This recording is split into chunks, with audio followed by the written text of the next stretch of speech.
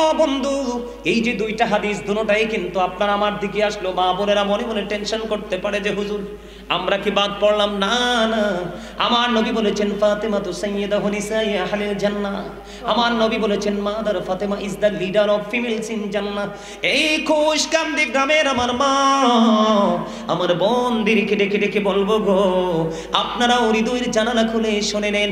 আপনারা আমার প্রাণের নবী, দু জাহানের বাদশা নবী, সিরাজুম মুনীর নবী, ইমামুল মুরসালিন নবী, ওনার পবিত্র জবান মোবারক দ্বারা তিনি বলে গেছেন মা খাতুনে জান্নাত ফাতিমা। কাল হাসুরের দিন আপনারা দেখতে পাবেন বন্ধু, যে মুমিনা যারা পৃথিবীর বুকে সব কিছু ফেলে নবী এবং নবীর আহলে বাইত আহলে সুন্নাত ওয়াল জামাতের অন্তর্ভুক্ত হয়ে যতটুকু সম্ভব জীবন যাপন করে গেছে, ওই মুমিনাদের জান্নাতে লিডারিনী হবেন, সরদারিনী হবেন রাসূলের কলিজার টুকরা মা খাতুনে জান্নাত ফাতেমা। আপনার নেতা থাকলে ভয় আসেনি? যত তুফান কার উপর দিয়ে যাবে কথা কয় না। এখানে বইয়া অহংকার করে লাভ নাই তো। আমি একটু করে চলে যাব। আল্লাহ ডাজন্ট লাইক দ্য প্রাউড। আল্লাহ অহংকারীকে দেখতে পারে না। আল্লাহ কয় তোমাদের পায়ের নিচে পড়ে কত পিপিলিকা পিষ্ট হয়ে যায়। হাদিস শরীফের মাধ্যমে রাসূল জানিয়ে দিয়েছেন অহংকারীদেরকে কাল কিয়ামতের দিন ছোট্ট ছোট্ট পিপিলিকার মতো বানানো হবে। অপমান তাদের চারপাশ ঘেরাও করে ফেলবে। বাউলাস নামক জাহান্নামের দিকে তাদেরকে টেনে হেসড়ে নিয়ে যাওয়া হবে। জোরে জোরে কন্যা নাউজুবিল্লাহ। অহংকার একমাত্র আল্লাহর কুদরতি গায়ের চাদর। অহংকার একমাত্র কার মিলে? আল্লাহরই সাজে, আপনার আমার সাজে না। কারণ আপনি আমি তো একটা কাগজের ঘড়ির মতো। কার মতো? কাগজি কাটে কারে ঘড়ি বানা কর উড়াতা হ্যায় আসমান মে, ঘড়ি বেচারা क्या करेगा रोशी मौला कहते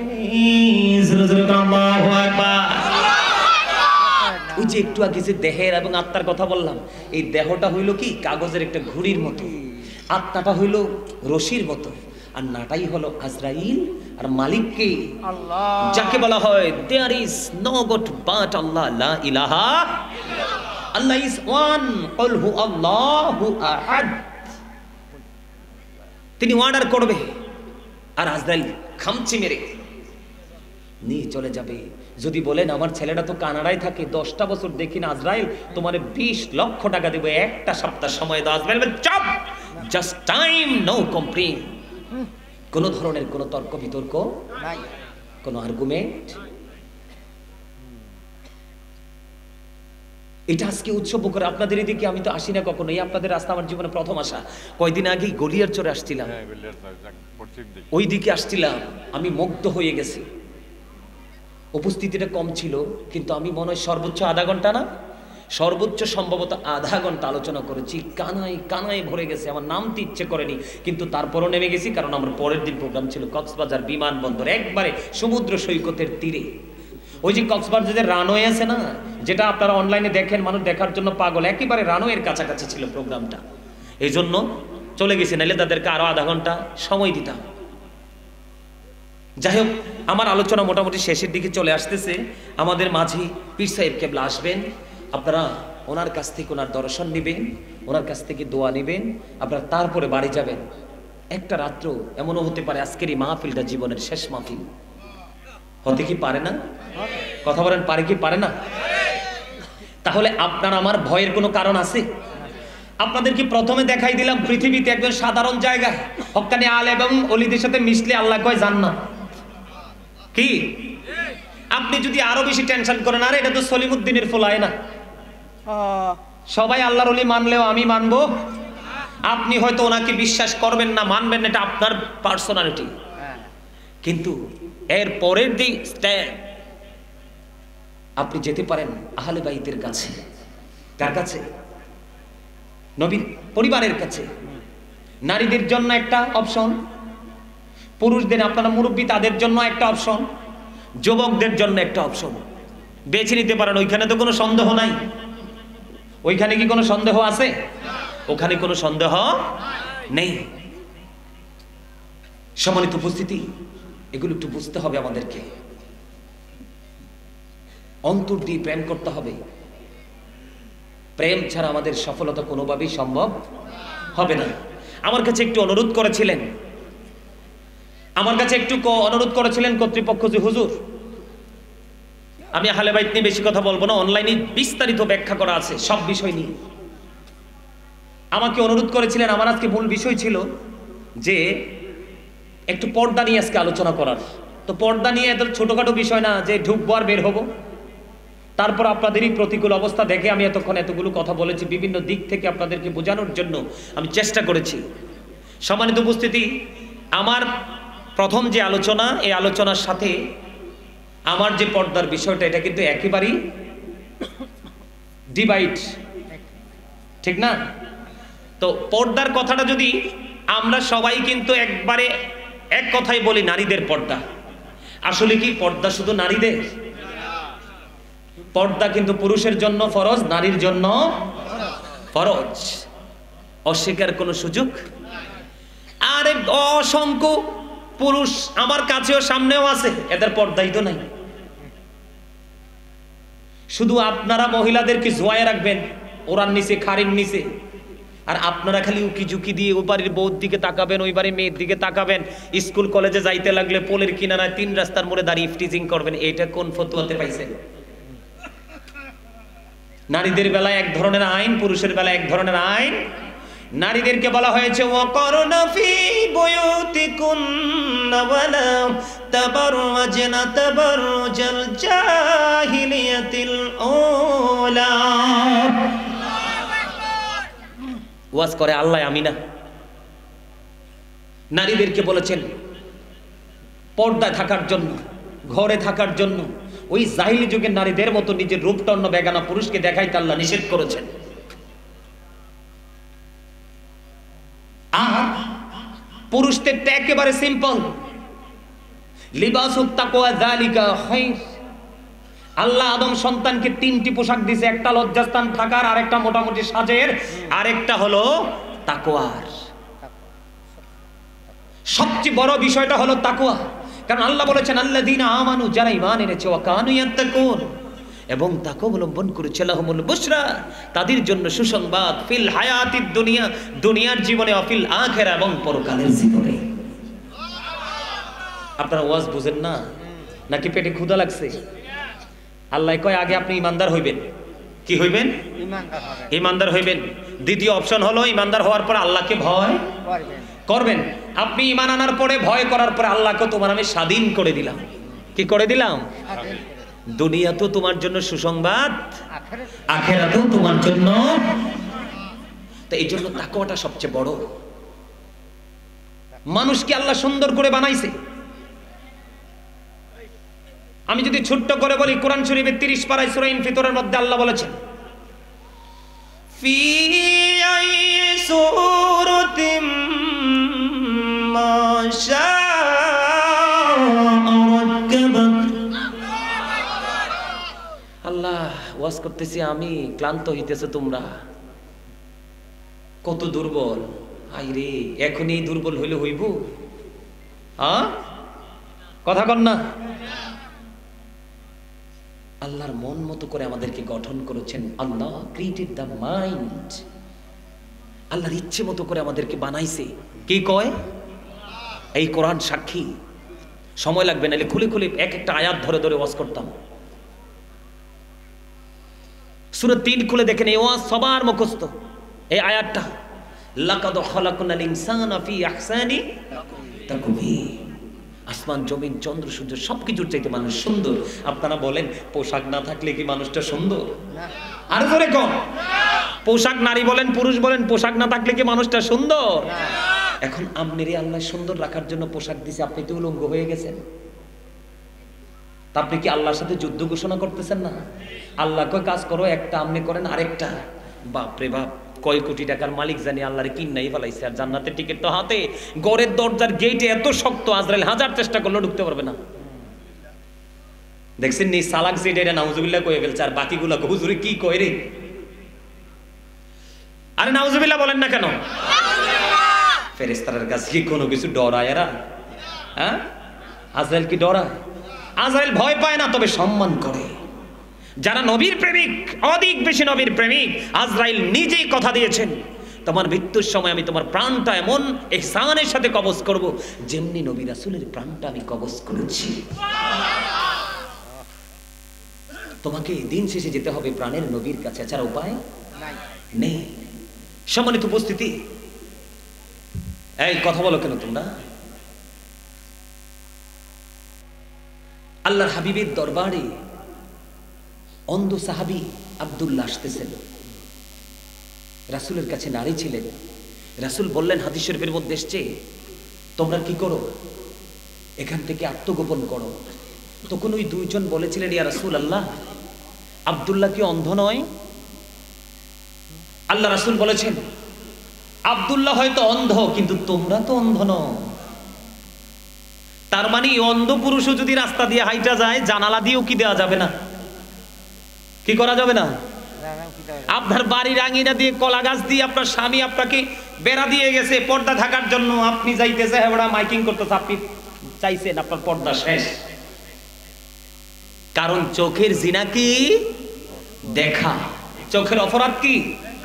কারণ চোখ এটাই ভয়ঙ্কর। পুরুষকে বলছে চোখগুলো, হাদিস শরীফের মধ্যে এসেছে, পুরুষকে বলেছে আল্লাহ রাসূল চোখগুলো নিচু করে রাখো, আর নারীদেরকে বলছে তোমরা পর্দায় ঢুকে থাকো।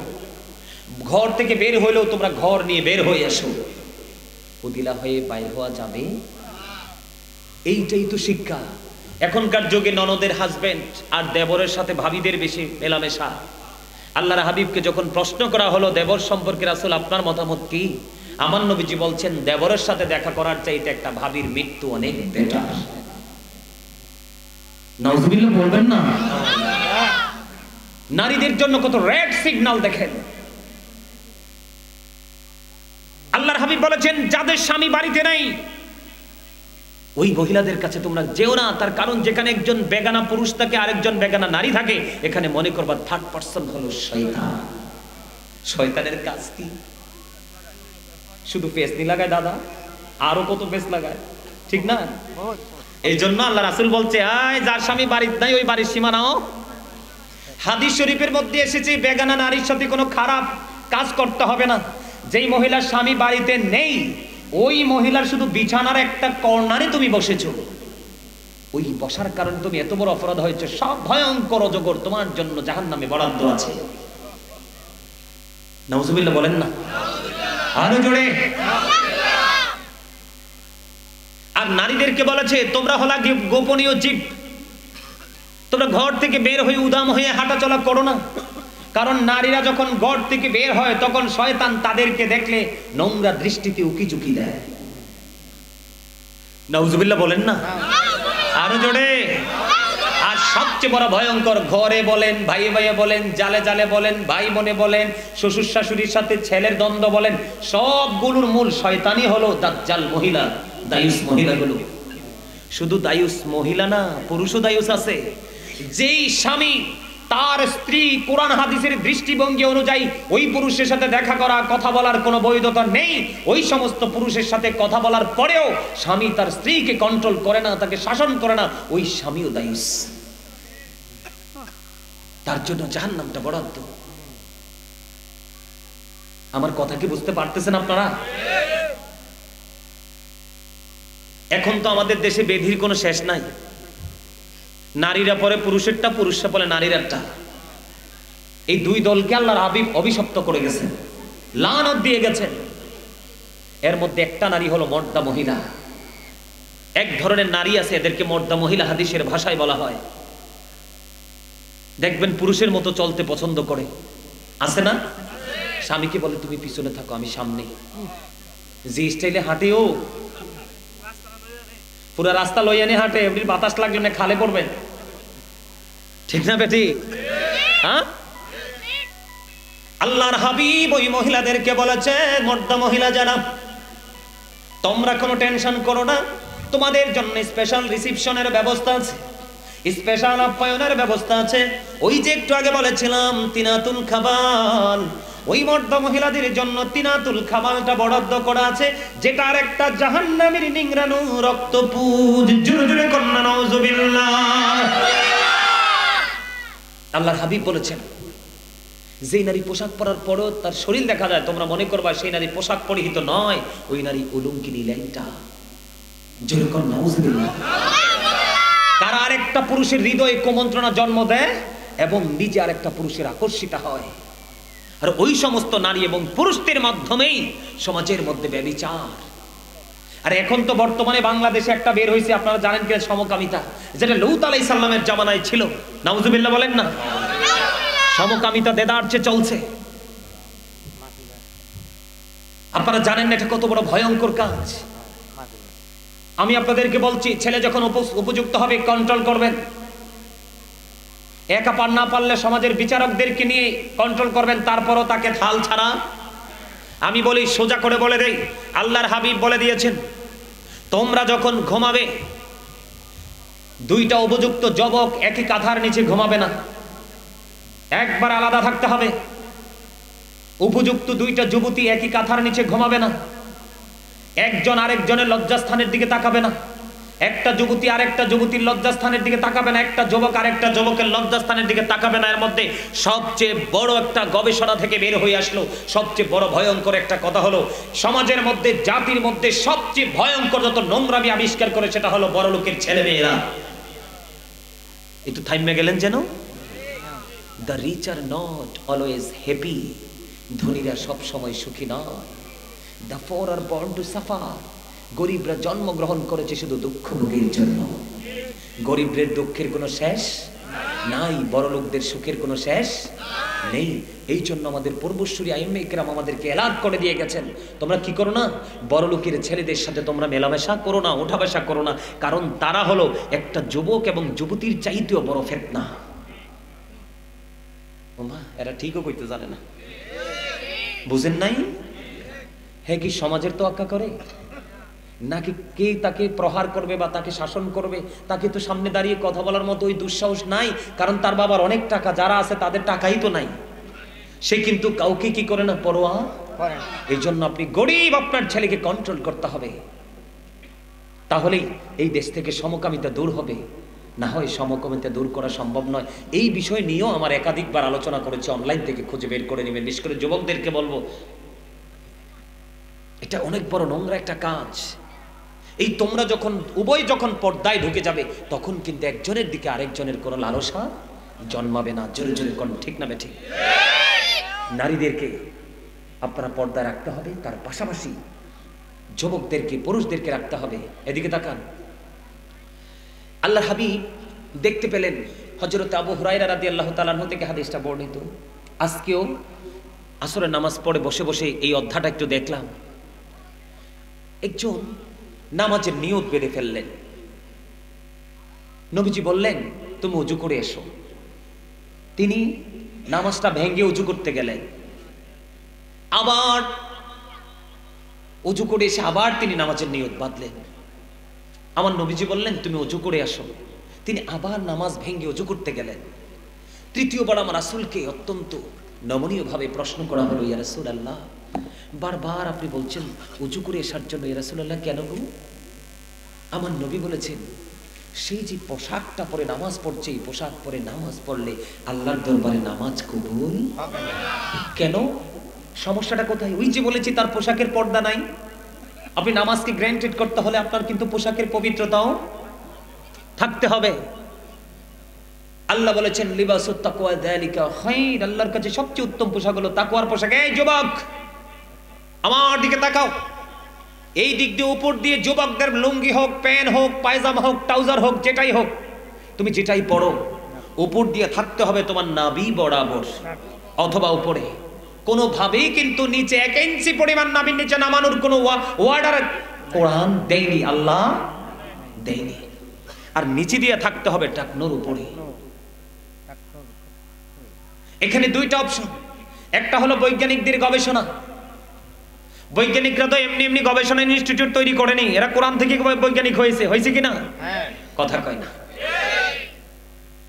বৈজ্ঞানিকরা বলেছেন সব উল্টো পাল্টা। নারীদের পোশাক থাকার কথা মাথা থেকে পা পর্যন্ত ঢাকা। এখন ওরারটা দেখবেন মনে হয় যে রাস্তায় হাঁটু পানি, একইবারই দেখবেন কত উপরে থাকে পায়জামা। আরে একটা পুরুষ দেখলে তার চোখগুলো ভেঙে পড়ে, কিন্তু এটা এত নির্লজ্জ, এত বেহায়া, কারণ এটাকে শয়তান রশি হিসাবে ব্যবহার করতেছে।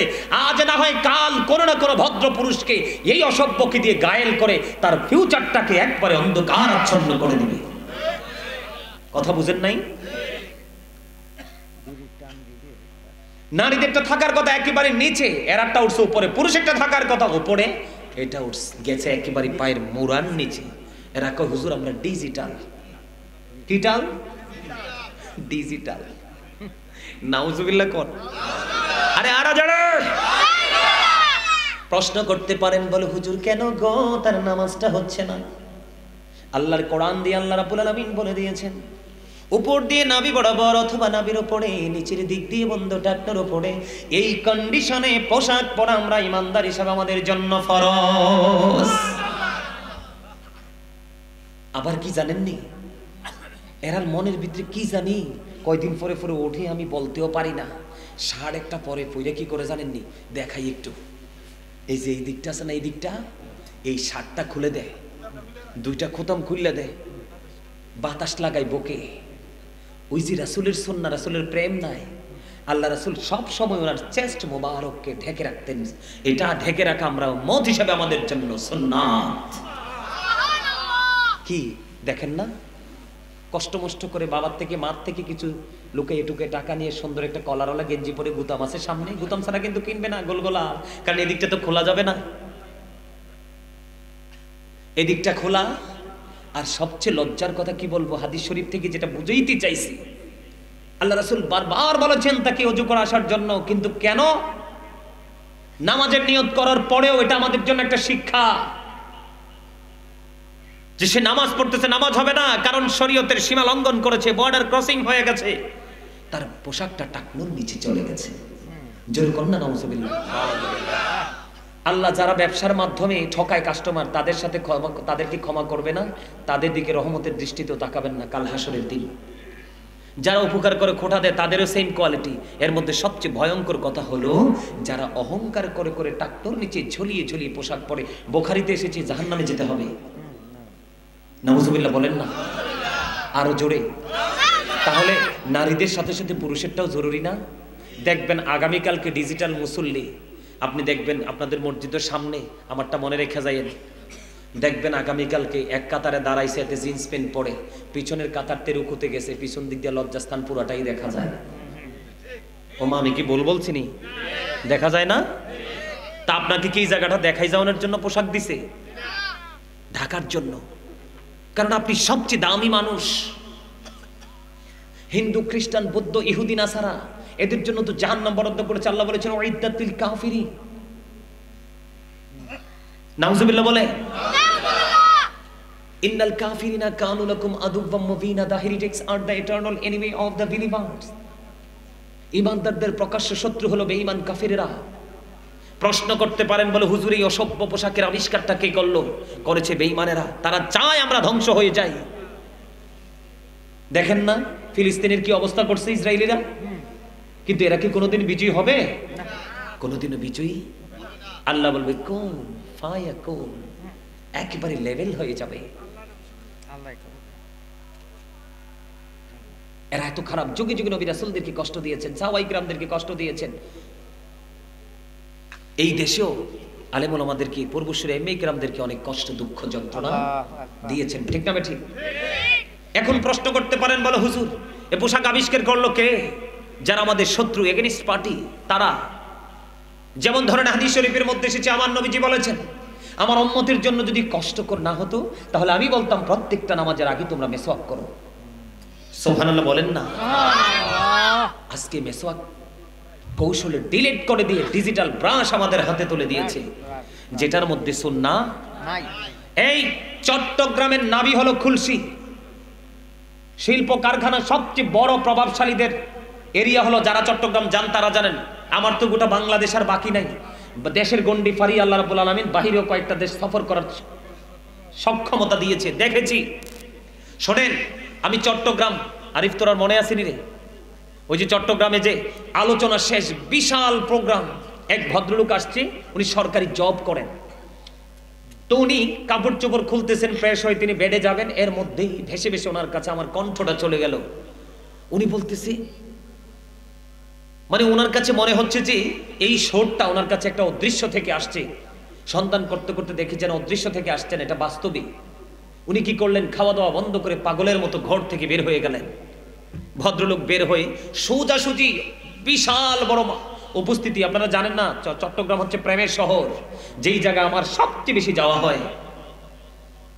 সম্মানিত উপস্থিতি, ভদ্রলোক আসছে, আসার পরে বললেন, হুজুর আমি আমার দাঁত নিয়ে কত ডেন্টালের কাছে গেছি হুজুর, কোনো ধরনের কোনো উপকার আমি পাচ্ছি না, আমার কাছে কোনো ওয়ে খুঁজে নাই হুজুর। আমি এক পর্যায়ে হতাশ হয়ে গেলাম।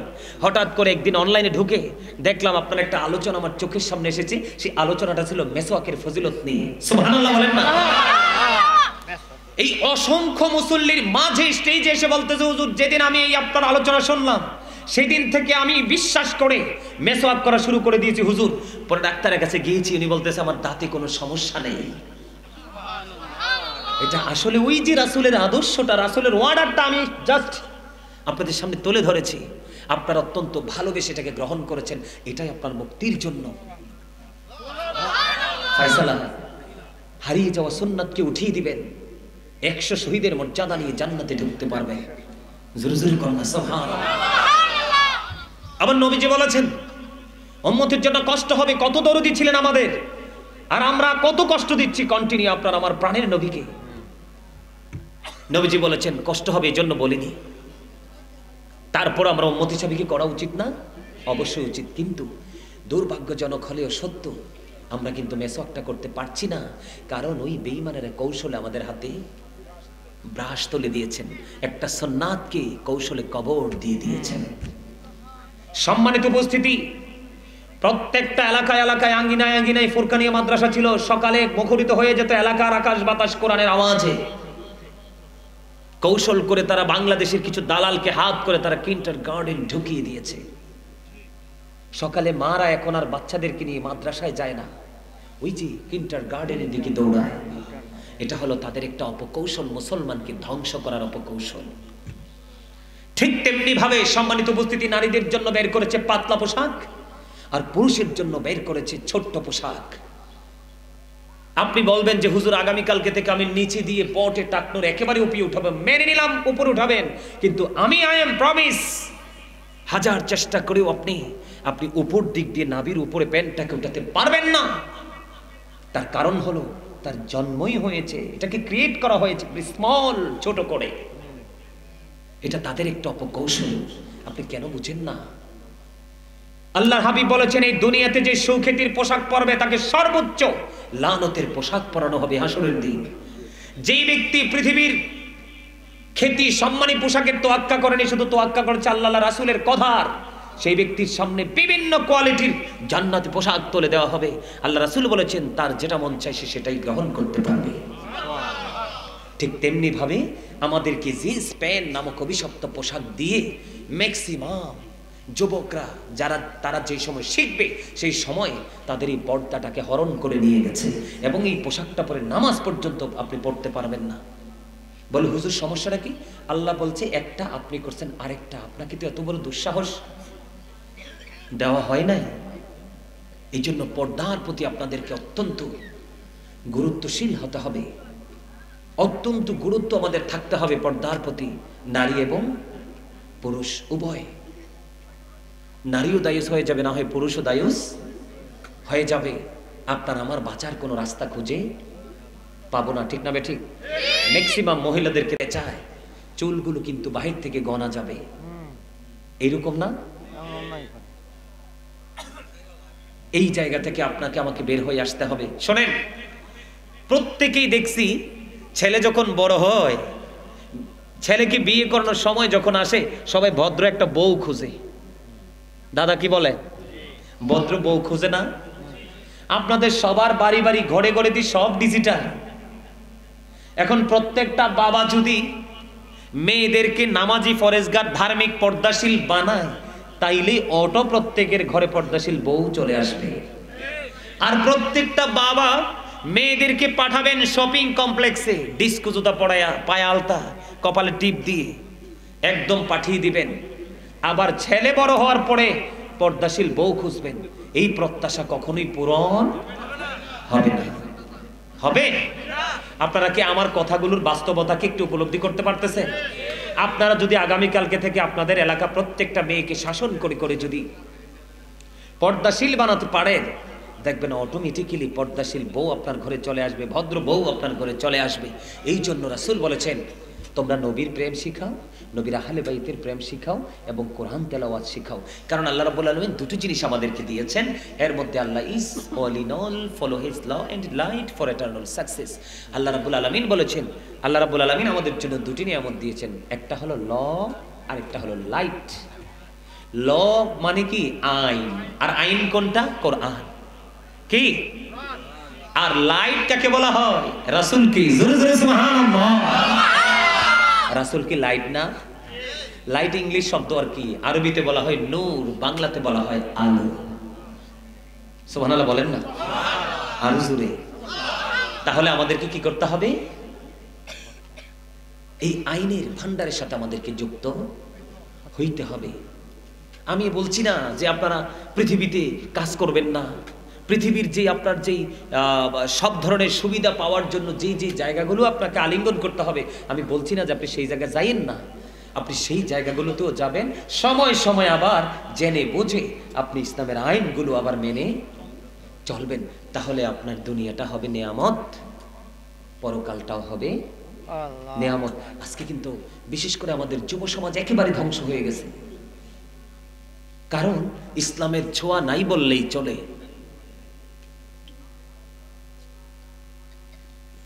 বলেন একটু দুরূদ পড়েন, ইয়া রাসূলুল্লাহ ইয়া হাবিবাল্লাহ ইয়া রাসূলুল্লাহ ইয়া হাবিবাল্লাহ ইয়া রাসূলুল্লাহ ইয়া হাবিবাল্লাহ।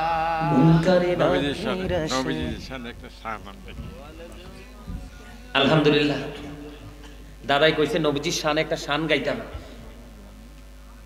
নবীজির শানে আপনি পছন্দ করেননি? তার মানে এটাকে এক ভাষায় এক কথায় গজল বলা হয়। কি বলা হয়? কথা বলেন, বলেন। পাইলে নিরালাই গো নবী, পাইলে নিরালাই, পাইলে নিরালাই গো নবী, পাইলে নিরালাই। দুই কদমে চুমো খাবো, দুই কদমে চুমো খাবো, চরণে ধুলি মাখবো গায়ে। পাইলে নিরালাই গো নবী, পাইলে নিরালাই, পাইলে নিরালাই গো নবী, পাইলে নিরালাই। আমার নবী কত দূরে, লোহিত সাগরের তীরে, হাইরে মদিনারি সোনার গড়ে আছেন তিনি সর্বদাই। পাইলে নিরালাই গো নবী, পাইলে নিরালাই, পাইলে নিরালাই গো নবী। গজল গেলে কি গুনাহ হয়? হ্যাঁ, তো গান না কেন? একবারে সহজ ভাষা না? হ্যাঁ। হাসান ইবনে সাবিত মসজিদে নববীর মিম্বরে দাঁড়িয়ে দাঁড়িয়ে ভাবে গেয়েছিলেন। নবী খুশি হয়ে বলেছিলেন, আল্লাহ হাসান ইবনে সাবিতকে রুহুল কুদ্দুসের মাধ্যমে সাহায্য করো। প্রেমিকরা যত বেশি রাসূলের শান গাইবে ততই তাদের আত্মার প্রশান্তি মিলবে, এতে বিন্দু পরিমাণ সন্দেহ নাই। আরো জোরে বলেন, বিন্দু পরিমাণ কোনো সন্দেহ নাই। বলেন আমার সাথে, বারে বারে বাবিকা বসে নিরালাই রে, পাখি হলে ওরে যেতাম সোনার মদিনায় রে, সোনার মদিনায় রে। বারে বারে বাবিকা বসে নিরালাই রে, পাখি হলে ওড়ে যেতাম সোনার মদিনায় রে, সোনার মদিনায় রে। বুলবুলেরা কথা শোনো উড়ে যাও কোথায় রে, আমার সালাম খানি পৌঁছে দিও নবীজির রোজায় রে, নবীজির রোজায় রে। বাংলাদেশের যত উম্মত হেদায়াত চায় রে, চায় রে শাফায়াত নবী নবী মুস্তাফায় রে, নবী মুস্তাফায় রে। মারহাবা বলে। সম্মানিত উপস্থিতি, আমাদের মাঝে আজকে আমাদের মাহফিলের যিনি মধ্যমণি, এই মাইক্রোফোনটা কোথায়?